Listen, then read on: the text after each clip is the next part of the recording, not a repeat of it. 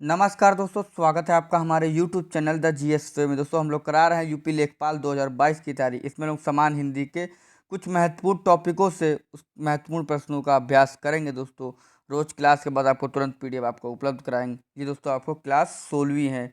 चलिए शुरू करते हैं समय बर्बाद ना करते हुए। कि पहला प्रश्न, जैसे कि दिए गए विकल्पों में शुद्ध वाक्य का चयन कीजिए। दोस्तों इन सभी के हमने अलग अलग टॉपिक करा रखे हैं, चाहे शुद्ध वाक्य हो, समास हो, काल हो, कारक हो, शुद्ध एक वाक्य एक शब्द के लिए वाक्यांश हो, सब अनेकार्थी शब्द हो। दोस्तों सभी टॉपिक्स हम लोगों ने करा रखे हैं, आप चैनल पर जा करके देख सकते हैं। तो दिए गए विकल्पों में शुद्ध वाक्य का चयन कीजिए, तो आपको बताना कौन सा हो जाएगा दोस्तों। तो इसमें हो जाएगा आपका ऑप्शन डी, उसने नियम का उल्लंघन किया। आधा ला करके बनेगा, ना कि दोस्तों उल्लंघन। जैसे जिसमें ये गलत है आपका, ये भी गलत है और ये भी गलत है। आपका ऑप्शन डी सही है। नेक्स्ट दूसरा प्रश्न, उचित का पर्यायवाची शब्द क्या बताइए। तो उचित का पर्यायवाची शब्द क्या होगा दोस्तों। झलसा होगा, उमंग होगा, या फिर माकुल होगा, या फिर नेक नीति होगा। तो दोस्तों इसमें हो जाएगा माकुल, ऑप्शन सी इसका सही उत्तर हो जाएगा। नेक्स्ट तीसरा, मतलब उचित शब्द का पर्यायवाची शब्द माकुल और अन्य शब्द अनुचित है दोस्तों। उचित के अन्य पर्यायवाची शब्दों की बात करेंगे, उपयुक्त, वाजिब, मुनासिब, संगत, तर्कसंगत, नीति सम्मत, वांछनीय आदि। और अन्य विकल्प जैसे कि जलसा, इसका क्या हो जाएगा, उत्सव, जश्न, महापर्व और पर्व। तथा उमंग की बात करेंगे, उत्साह, हौसला, जोश और साहस। नेक नीति की बात करेंगे, ईमानदारी, सदास्यता और सत्यनिष्ठा। नेक्स्ट तीसरा प्रश्न, माली ने पौधे को पानी दिया, इस वाक्य में रेखांकित शब्द में कौन सा कारक है। तो माली ने पौधे को पानी दिया, इस वाक्यांश में दोस्तों आपका हो जाएगा कर्म कारक, ऑप्शन ए इसका सही उत्तर हो जाएगा। कर्म कारक दोस्तों पौधे को, तो दिए गए वाक्य में क्रिया का पानी दिया का प्रभाव पौधे को पर पड़ रहा है। वह वस्तु या व्यक्ति जिस पर वाक्य में की गई क्रिया का प्रभाव पड़ता है वह दोस्तों कर्म कारक कहलाता है, तथा कर्म कारक का विभक्ति चिन्ह को होता है। नेक्स्ट चौथा प्रश्न, इनमें से कौन सा शब्द स्त्रीलिंग नहीं है। तो स्त्रीलिंग नहीं है दोस्तों, वह है आपका गायक। कौन सा दोस्तों, ऑप्शन बी गायक। ये स्त्रीलिंग नहीं है, ये दोस्तों पुल्लिंग है। ये दोस्तों पुल्लिंग है दोस्तों। गायक का स्त्रीलिंग शब्द गायिका होता है। गायक का संधि विच्छेद गय प्लस अक, यानी ए प्लस आ, आय बराबर आय प्लस आ हो जाएगा दोस्तों। यह अयादि संधि का उदाहरण है, जो स्वर संधि का एक भेद है। तथा अन्य सभी शब्द स्त्रीलिंग, जैसे कि दोस्तों संतान यानी कि औलाद, रस्सी यानी कि डोरी, भाषा यानी कि भाषा वह साधन है जिसके द्वारा हम अपने विचारों को व्यक्त कर सकते हैं। नेक्स्ट पांचवा प्रश्न, चूहा का बहुवचन शब्द क्या है। तो चूहा, चूहा का बहुवचन हो जाएगा दोस्तों, क्या हो जाएगा दोस्तों, चूहा का बहुवचन शब्द हो जाएगा चूहा होता है। क्या हो जाएगा, चूहा का चूहा हो जाएगा। ये आपका हो जाएगा ऑप्शन सी इसका सही उत्तर हो जाएगा। बहुवचन का चुईया हो जाएगा। अब से चुईया है और इसमें आँख की वृद्धि लगेगी दोस्तों। नेक्स्ट बात, चुईया स्त्रीलिंग है जिसका पुल्लिंग शब्द चूहा होता है। नेक्स्ट छठा प्रश्न, निम्नलिखित विकल्पों में से मोटे छपे शब्द की शुद्ध वर्तनी बतानी है आपको कि क्या होगा। यहाँ यहाँ बहुत औद्योगिक उन्नति हुई है, तो क्या होगा दोस्तों। तो ये हो जाएगा दोस्तों, यहाँ बहुत औद्योगिक उन्नति हुई, ऑप्शन डी इसका सही उत्तर हो जाएगा। औद्योगिक विशेषण शब्द जो दोस्तों उद्योग से संबंधित है। उद्योग का संधि विशेष उत प्लस योग है, यह व्यंजन संधि का उदाहरण है। नेक्स्ट सातवां प्रश्न, निशाचर शब्द में कौन सा समास है। निशाचर शब्द में कौन सा समास है दोस्तों। तो ये हो जाएगा आपका निशाचर, यानी कि बहुव्रीहि समास का हो जाएगा। बहुव्रीहि समास का हो जाएगा। निशाचर अर्थात निशा में विचरण करने वाला, यानी कि राक्षस। इसमें अन्य पद प्रधान है, इसलिए यहाँ बहुव्रीहि समास है। जिस समास में दोनों पद प्रधान नहीं होते और दोनों पद मिलकर किसी अन्य विशेष अर्थ की ओर संकेत कर रहे होते हैं, वहाँ दोस्तों बहुव्रीहि समास होता है। नेक्स्ट इसमें आपको त्रुटि बतानी, ए बी या फिर सी किसमें त्रुटि है। अगर त्रुटि नहीं है तो आपको ऑप्शन डी लगाना है कि सिवाय आपको छोड़कर सभी आए थे, कोई त्रुटि नहीं है। तो इसमें बताइए दोस्तों क्या हो जाएगा, ऑप्शन ए बी सी या फिर डी। तो इसमें दोस्तों आपका त्रुटि है ऑप्शन ए में, सिवाय दोस्तों नहीं होगा।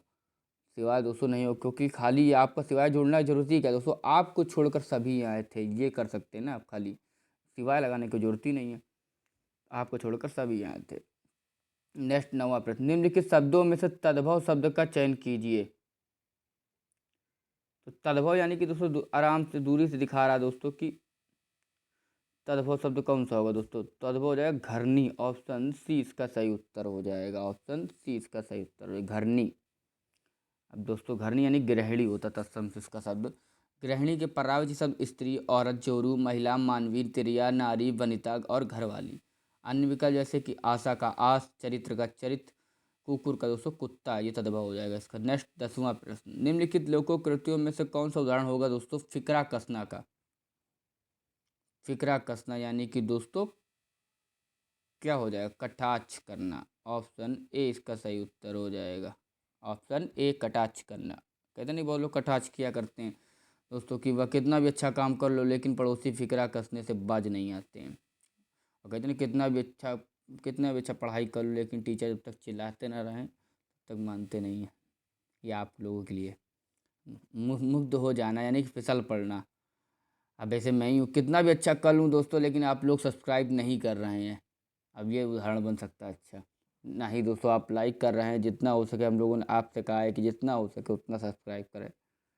मुग्ध हो जाना यानी फिसल पड़ना, क्रोधित करना यानी पारा गर्म होना, झगड़ा करना यानी कि बमचक बचाना। नेक्स्ट इसमें भी आपको त्रुटि बतानी है कि ए, बी या फिर सी किस में त्रुटि है कि वहाँ भारी भीड़ एकत्रित हो गई है।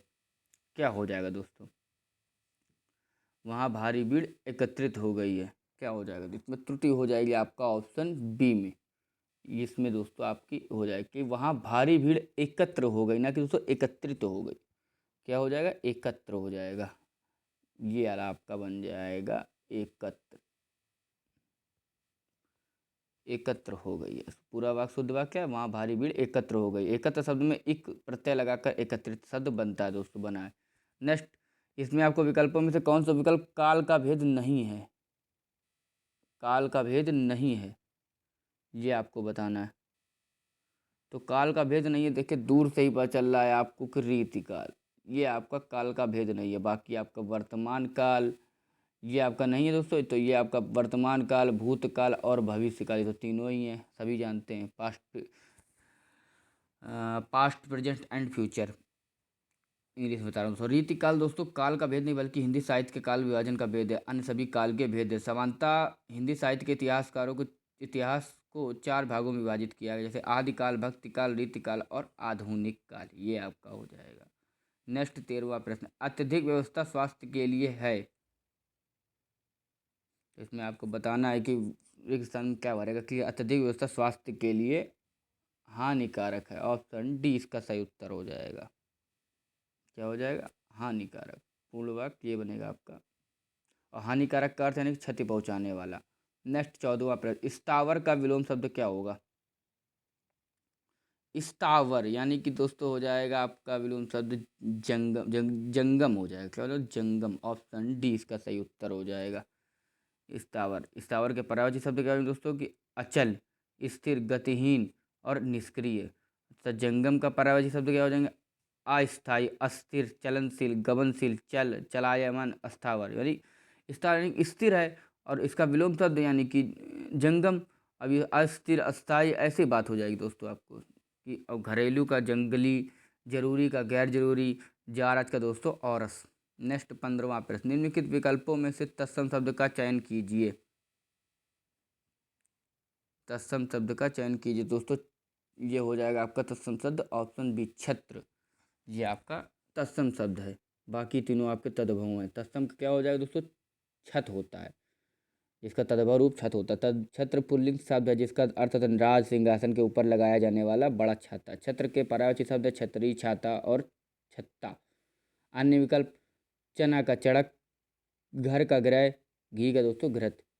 नेक्स्ट 16वां प्रश्न, अखिल भवन चर अचर सब हरि मुख में लखी मातु, चकित भई गदगद वचन विकसत द्रग पुलकात। उपयुक्त काव्य पंक्ति में कौन सा रस है, आपको बताना है कि इस उपयुक्त पंक्ति में कि कौन सा रस हो दोस्तों कि अखिल भुवन चर अचर सब हरि मुख में लखी मातु, चकित भई गद गद वचन विकसत तरक पुलका। देखिए आप खुद ही पता चल रहा होगा, चकित यानी कि अद्भुत की बात हो रही है, चकित हो रहा है, अद्भुत हो रहा है कि अद्भुत रहा दोस्तों। अनुभाव, अंदर आंसू आना, कांपना, आंखें फाड़ कर देखना आदि के भाव व्यक्त होते हैं दोस्तों। इसमें यही बात हुई कि अखिल भुवन चर अचर सब हरिमुख में लखीमात चकित भई गद गद वचन विकसत दृक पुलकाद। इस वाक्य पंक्ति में भगवान श्री कृष्ण के मुख में संपूर्ण विश्व के दर्शन करने के बाद माता यशोदा आश्चर्यचकित रह गई। स्थायी भाव दोस्तों विस्मय, आलम्बन, श्री कृष्ण का मुख। इसमें अन्य विकल्प जैसे कि रस की बात, वीर रस यानी कि युद्ध या कठिन कार्य करने के लिए जागा उत्साह भाव विवाह आदि से उपुष्ट होकर वीर रस बन जाता है। अत्यंत कठिन कार्य करने के उत्साह से रस की उत्पत्ति होती है। वीर रस के 4 प्रकार होते हैं, युद्ध वीर, दान वीर, दया वीर और धर्म वीर। उदाहरण क्या हो जाएगा, बुंदेलो हर बोलो के मुख हमने सुनी कहानी थी, खूब लड़ी मर्दानी वह तो झांसी वाली रानी थी। नेक्स्ट, भयानक रथ, भय पर वस्तु या घटना को देखने व सुनने अथवा प्रबल शत्रु के विद्रोह आदि से भय का संचार होता है। यही भय स्थायी भाव जब विभाव, अनुभाव और संचारी भावों में परिपुष्ट होकर आस्वाद हो जाता है तो वहाँ दोस्तों भयानक रस होता है। कौन, उदाहरण क्या हो जाएगा, एक और अजगर रही लकी एक और मगराए, विकल बटोई बीच ही पर्यो मूर्छा खाए। नेक्स्ट, विभत्स रस की बात करेंगे। विभत्स का स्थायी भाव जुगुप्सा है, अत्यंत गंदे और घृणित रस से विभत्स रस की उत्पत्ति करते हैं। और गंदी और घृणित वस्तु के वर्णन से जब घृणा भाव पुष्ट होता है तब यह रस उत्पन्न होता है। कि उदाहरण का जो हाथ में घाव थे 4 थे, उनमें मवाद भरमार मक थी, उन पर भिनक रही थी, कुछ पाने को टूट पड़ी थी, उसी हाथ से कौर उठाता घृणा से मेरा मन भर जाता। नेक्स्ट 17वां प्रश्न कि नील परिधान बीच सुकुमारी, खुल रहा था मृदुल अधखुला अंग, खिला हो जो बिजली का फूल, मेघवन बीच गुलाबी रंग। इसमें दोस्तों आपको बताना है कि किसका होगा दोस्तों, कि नील परिधान बीच सुकुमारी, खुल रहा था मृदुल अधखुला अंग, खिला हो जो बिजली का फूल, मेघवन बीच गुलाबी रंग। उपयुक्त पंक्ति में दोस्तों उत्प्रेक्षा अलंकार हो जाएगा, ऑप्शन सी इसका सही उत्तर हो जाएगा। नेक्स्ट, इसमें ये आपको बताइए उत्प्रेक्षा अलंकार जिसमें जो शब्द का प्रयोग हुआ हो दोस्तों वो आपका उत्प्रेक्षा, जैसे कि लिखा आपका ज्यो, देख सकते हैं ये ज्यो, तो उत्प्रेक्षा अलंकार का हो जाएगा। यह समानता होने के कारण उपमेय में उपमान के होने की कल्पना की जाए, संभावना होता वहाँ दोस्तों उत्प्रेक्षा अलंकार होता है। यदि पंक्ति में मनु जनु जनहु जानो मनहु मानो निश्चय इव ज्यो आदि आता है वहाँ दोस्तों उत्प्रेक्षा अलंकार होता है। अन्य विकल्प जैसे कि उपमा का, जहाँ एक वस्तु या प्राणी की तुलना किसी दूसरी वस्तु या प्राणी से की जाए वहाँ उपमा अलंकार होता है। उदाहरण, सागर सा गंभीर हृदय हो, गिर सा ऊंचा हो जिसका मन। यमक अलंकार, जहाँ एक शब्द एक से अधिक बार आए हों उसका अर्थ भिन्न हो वहाँ यमक अलंकार होता है। उदाहरण, काली घटा का घमंड घटा। अलग अलग लेकिन दोस्तों अर्थ अलग ना, जहाँ एक ही वर्ण की आवृत्ति एक से अधिक बार हो वहाँ अनुप्रास अलंकार होते हैं। चारू चंद्र की चंचल किरणें खेल रही थी जल थल में। नेक्स्ट 18वां प्रश्न, निम्न प्रश्नों में अनेकार्थी शब्द दिए गए हैं, एक अर्थ के साथ ही लिखा है, दूसरा आपको बताना है कि गो का वाणी हो जाए, दूसरा क्या होगा दोस्तों, दूसरा चपला होगा, व्रस होगा, परख होगा या फिर गांठ होगा। तो ये हो जाएगा दोस्तों व्रस हो जाएगा, ऑप्शन बी इसका सही उत्तर हो जाएगा। नेक्स्ट, दिए गए विकल्पों में गो का निकार्थी शब्द व्रस होगा, गो के अन्य निकार्थी शब्द गाय, राज, शिवाणी, इंद्रिय, बैल, हीरा शब्द 9 अंक, बाण, आकाश, स्वर्ग आदि हो जाएगा। अन्य विकल्प चपला का बिजली, चंचल, स्त्री, लक्ष्मी। परख का क्या, जांच, पूछताछ, खोज और परीक्षण। गांठ का क्या, जोड़, मेल, योग, ये हो जाएगा। 19वां, इसमें भी आपको रिक्शन भरना है कि प्रत्येक प्राणी को होना चाहिए, तो प्रत्येक प्राणी को आत्मनिर्भर होना चाहिए। क्या होना चाहिए दोस्तों, आत्मनिर्भर, ऑप्शन सी इसका सही उत्तर हो जाएगा। प्रत्येक प्राणी को आत्मनिर्भर, वाक्य क्या, प्रत्येक व्यक्ति को आत्मनिर्भर होना चाहिए। आत्मनिर्भर विशेषण शब्द जिसका अर्थ है स्वावलंबी। अन्य विकल्प, लोभी का लालची हुआ क्षुब्ध और पराधीन का दूसरों के अधीन, भाग्यवान का खुशकिस्मत। नेक्स्ट 20वां प्रश्न, निम्नलिखित प्रश्नों में दिए गए वाक्यांश के लिए एक शब्द चुनिए जिसके संबंध में कोई निर्णय ना हो। तो जिसके संबंध में कोई निर्णय ना हो दोस्तों कहलाएगा अनिर्णित, कहलाएगा क्या, अनिर्णित, ऑप्शन सी इसका सही उत्तर हो जाएगा। निर्णित विशेषण शब्द है जिसमें आ उपसर्ग को जोड़कर अनिर्णित शब्द बना। अनिर्णित के पर्यायवाची शब्द संशयात्मक, दोलायमान, विचाराधीन, अनियमित, असंबद्ध, अनधिकृत। और अनियंत्रित का क्या होगा, जिस पर कोई नियंत्रण ना हो। अनियमित का क्या होगा, जो नियमानुकूल ना हो। और अनुगामी क्या होगा, किसी के पीछे चलाने वाला। नेक्स्ट 21वां प्रश्न, निम्न के प्रश्नों में दिए गए वाक्यांश के लिए सर इसमें बताना कि जिसकी पहले से कोई आशा ना हो। तो जिसकी पहले से कोई आशा ना हो वो कहलाएगा दोस्तों अप्रत्याशित, ऑप्शन बी इसका सही उत्तर हो जाएगा। अप्रत्याशित हो जाएगा। अप्रत्याशित शब्द में दोस्तों आ उपसर्ग के योग से अप्रत्याशित शब्द बना है। अप्रत्याशित शब्द का उचित संधि विच्छेद प्रति प्लस आशित हो जाएगा। यहाँ ई प्लस आ बराबर या होगा। यह यण संधि के उदाहरण है जो स्वर संधि का एक भेद है। और दोस्तों तीन जो अन्य विकल्प है आपका अप्रकाशित, इसका अर्थ क्या होगा? जिसका प्रकाशन ना हुआ हुआ दोस्तों अप्रकाशित। अप्रमेय यानी जो प्रमाण से सिद्ध ना हो। अपाय यानी कि जो पान करने योग्य नहीं है। दोस्तों आई होप आपको वीडियो अच्छी लगी हो। अगर अच्छी लगे तो इसको लाइक करें, कमेंट करें एंड प्लीज़ चैनल को सब्सक्राइब करें। धन्यवाद।